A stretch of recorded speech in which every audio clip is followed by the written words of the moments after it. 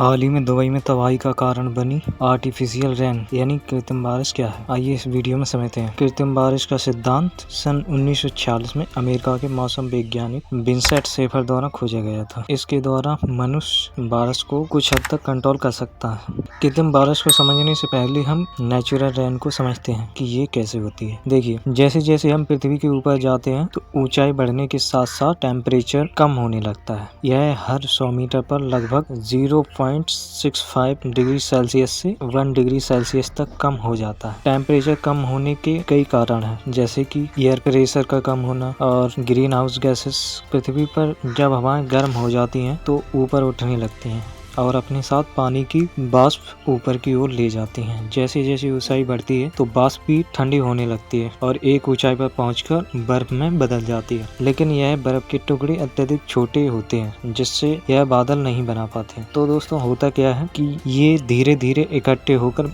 बड़े बादल का निर्माण करते हैं। अब यह बादल इतने बड़े हो जाते हैं कि यह हवा में तैर नहीं सकते, क्योंकि पृथ्वी का गुरुत्वीय बल इन्हें नीचे की ओर खींचने लगता है। अब यह बादल बर्फ के छोटे छोटे टुकड़ों के रूप में नीचे आने लगते हैं और नीचे आते आते यह वापस पानी की बूंद में बदल जाते हैं। तो इस प्रकार नेचुरल बारिश होती है।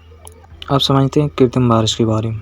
यदि आप साइंस स्ट्रीम के स्टूडेंट रहे होंगे तो आप जानते होंगे कि कृत्रिम बारिश करवाने के लिए सबसे जरूरी एलिमेंट AGI यानी सिल्वर आयोडाइड है। यह हवाई जहाज या रॉकेट की मदद से छोटे छोटे बादलों पर छिड़का जाता है, जिससे कि बादल आसपास की हवा में मौजूद नमी को तेजी से इकट्ठा करने लगते हैं और यह बादल विशाल रूप ले लेते हैं और बारिश करवाई जाती है। दुबई भी कई वर्षों से इस तकनीक का उपयोग कर रहा था और प्रकृति से खिलवाड़ करने का नतीजा आपके सामने